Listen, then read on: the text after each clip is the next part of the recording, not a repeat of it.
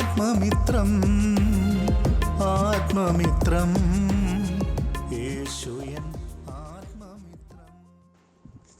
Good morning. ഈ പുതിയ പ്രഭാതത്തിനായി ദൈവത്തെ സ്തുതിക്കുന്നു, മഹത്വപ്പെടുത്തുന്നു. ഈ രാവിലെ സമയം നാം മറന്നു പോകുവാൻ സാധ്യതയുള്ളതും എന്നാൽ ദൈവം നാം ഓർക്കണമെന്ന് ആഗ്രഹിക്കുന്നതുമായ ചില കാര്യങ്ങളെ നമുക്കൊന്ന് ചിന്തിച്ചു നോക്കാം.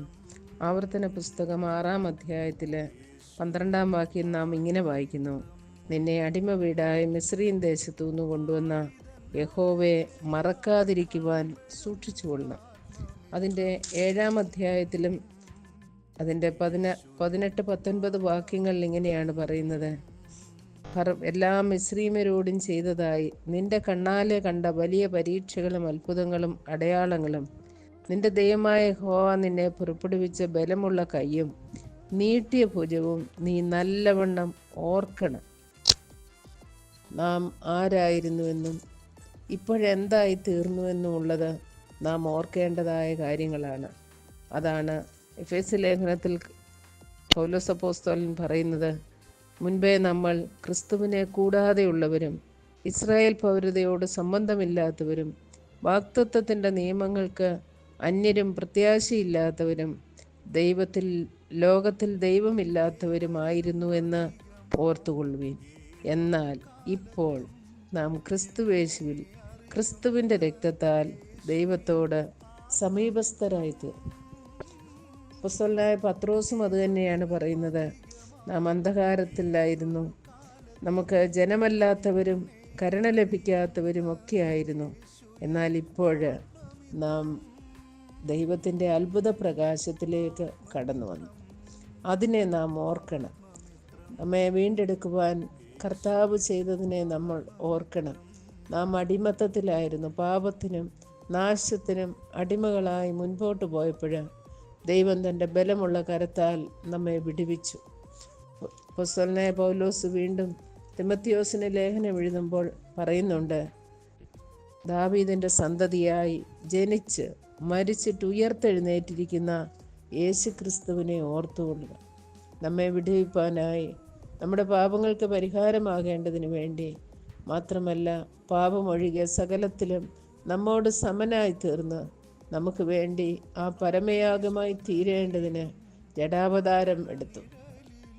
ദാവീദിൻ്റെ പട്ടണത്തിൽ, ആ ബേത്ലഹേമിൻ്റെ വിരിമാറിൽ നമുക്ക് വേണ്ടി ജന്മമെടുത്ത ആ ഒരു മറിയയുടെ ഉദരത്തിൽ ഒരു മനുഷ്യ ശിശുവായി ചുരുങ്ങി കടന്നു വന്ന കർത്താവായ യേശുക്രിസ്തു, ആ യേശുക്രിസ്തുവിനെ നാം ഓർക്കണം. മാത്രമല്ല, അവൻ കാൽവറി ക്രൂശിൽ നമ്മുടെ പാപങ്ങളെ ചുമന്നുകൊണ്ട്, തൻ്റെ ശരീരത്തിൽ നമ്മുടെ പാപങ്ങൾ മുഴുവൻ വഹിച്ചുകൊണ്ട് ക്രൂശിന്മേൽ കയറി നമുക്ക് വേണ്ടി മരിച്ചു എന്നോർക്കണം. റോമ ഗവൺമെൻറ് അവനെ അടക്കിയെങ്കിലും ആ റോമ ഗവൺമെൻറ്റിൻ്റെ മുദ്രയും കല്ലറയും ഭേദിച്ചുകൊണ്ട് 3-ാം നാൾ അവൻ ഉയർത്തെഴുന്നേറ്റു. മാത്രമല്ല, 40 നാളോളം ഈ ലോകത്തിൽ തൻ്റെ ശിഷ്യന്മാർക്ക് ആലോചന പറഞ്ഞു കൊടുത്ത് അവരെ ഉറപ്പിച്ചിട്ട് സ്വർഗത്തിലേക്ക് കരേറിപ്പോയി. ആ കർത്താവായ യേശു ക്രിസ്തു ഇനിയും നമ്മെ ചേർക്കുവാനായി കടന്നു വരും. ഇത്രയും കാര്യങ്ങൾ നാം ഓർക്കണം. ശത്രു ഏറ്റവും അധികം വെറുക്കുന്നതായ കാര്യങ്ങൾ, ശത്രു നമ്മെ ഇത് മറക്കുവാനായി ഏത് സമയവും അതിനായിട്ട് നമുക്ക് നമ്മുടെ ചിന്തകളെ വ്യതിചലിപ്പിച്ചുകൊണ്ടിരിക്കുന്നുവെങ്കിലും കർത്താവ് നമ്മിൽ നിന്നും ആഗ്രഹിക്കുന്നത് ഇക്കാര്യങ്ങൾ നാം എപ്പോഴും ഓർക്കണം എന്ന് തന്നെയാണ്. അതോടൊപ്പം കർത്താവ് വീണ്ടും ചില കാര്യങ്ങൾ നമുക്ക് ഓർമ്മയ്ക്കായിട്ട് പറഞ്ഞിട്ടുള്ളതിനെയാണ് അപ്പോസ്തലനായ പൗലോസ് കൊരിന്ത്യർ ലേഖനത്തിൽ രേഖപ്പെടുത്തിയിരിക്കുന്നത്.